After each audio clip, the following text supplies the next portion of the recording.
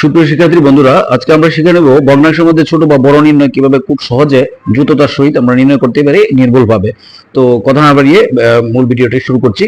তো নিচের ভগ্নাংশগুলোর মধ্যে বৃহত্তম কোনটি, এবং একটি কথা বলে নিই, এরকম প্রশ্ন একদম প্রায় সকল নিয়োগ পরীক্ষার মধ্যেই একটি প্রশ্ন থাকে, সুতরাং এটি আপনাদের ভালোভাবে আয়ত্ত করে নেওয়া উচিত। তো নিচের ভগ্নাংশগুলোর মধ্যে বৃহত্তম কোনটি, অথবা এরকম প্রশ্ন থাকতে পারে ক্ষুদ্রতম কোনটি। তো এটি আমরা খুবই সহজে নির্ণয় করে নেব। তাহলে প্রথমে যে কাজটি করব সেটি হচ্ছে যে পাশাপাশি দুটি ভগ্নাংশের মধ্যে তুলনা করব।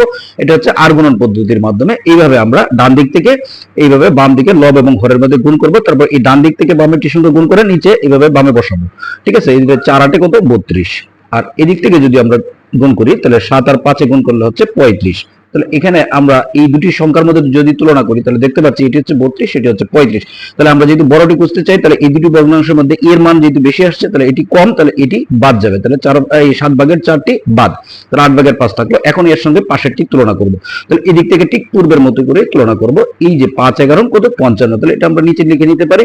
আর এখানে 7 8 কত 56, তাহলে এখানে আমরা পেয়ে গেলাম এই 56 55 অপেক্ষা বড়, অথবা এই যে 11 ভাগের 7 ভগ্নাংশটি পূর্বেরটি অপেক্ষা বড়, তাহলে এটিও আমরা কি বাদ দিয়ে দিতে পারি। তাহলে এখন জাস্ট আমরা পরেরটির সঙ্গে তুলনা করে দেব। তাহলে এই 3 সাথে কত, 3 সাথে হচ্ছে আমার 21, 3 সাথে 21, আর এই 11 দুগুণে হচ্ছে 22। তাহলে সর্বশেষ দেখা গেল তাহলে এই 21 অপেক্ষা এই 22 বেশি, তার মানে কি এই যে 3 ভাগের 2 যে ভগ্নাংশটি সেটি হচ্ছে এই উক্ত ভগ্নাংশগুলোর মধ্যে সবচেয়ে বড়। তাহলে এটি হচ্ছে আমাদের সঠিক উত্তর। খুব সহজে কিন্তু আমরা এইভাবে নির্ণয় করে নিতে পারি। তাহলে আমরা এখন দেখবো হচ্ছে ক্ষুদ্রতম ভগ্নাংশটি নির্ণয় করা। বন্ধুরা, ঠিক যেমনটি বলেছিলাম যে ক্ষুদ্রতমটি নির্ণয় করবো। তাহলে নিচের ভগ্নাংশগুলোর মধ্যে ক্ষুদ্রতম কোনটি, একই প্রক্রিয়ায় ছোট বড় যখন নির্ণয় করতে বলা হবে, এই দুটি প্রশ্ন যদি মানে উত্তর দেওয়াটা যদি আপনি সঠিকভাবে শিখতে পারেন তাহলে যে কোনো প্রশ্ন অনুরূপ আসলে আপনি সঠিকভাবে উত্তরটি দিতে পারবেন। জাস্ট এটি এইভাবে দেখে, ভিডিওটি দেখে আপনি জাস্ট অনুশীলন করবেন। তাহলে এখানেও ঠিক আমরা পূর্বের মতো করে তুলনা করব। তাহলে এই দুটির মধ্যে তুলনা করব। তাহলে 4 দুগুণে হচ্ছে 8, এই 3 তারিখে 9। এটি আপনি যখন বুঝে যাবেন তখন কিন্তু মুখে মুখে করে নিতে পারবেন। তাহলে আমরা এখানে খুঁজতেছি হচ্ছে ছোট, তাহলে এই যে বড় যেটা সেটি বাদ।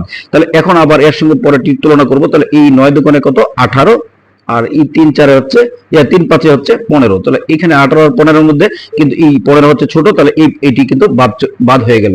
তাহলে এখন থাকলো হচ্ছে এই ভগ্নাংশটি আর ঠিক পরের ভগ্নাংশটি, এই দুটির মধ্যে তুলনা করব। তাহলে 5 12 কত, 5 12 হচ্ছে 60, আর 7 নং হচ্ছে 63। তাহলে এখানে দেখতে পেলাম যে এই 60 আর 63 এর মধ্যে 63 বড়, তার মানে এই ভগ্নাংশটি বড়, তাহলে এটি বাদ। তাহলে যে ক্ষুদ্রতম ভগ্নাংশ থাকলো কোনটি, 9 ভাগের 5।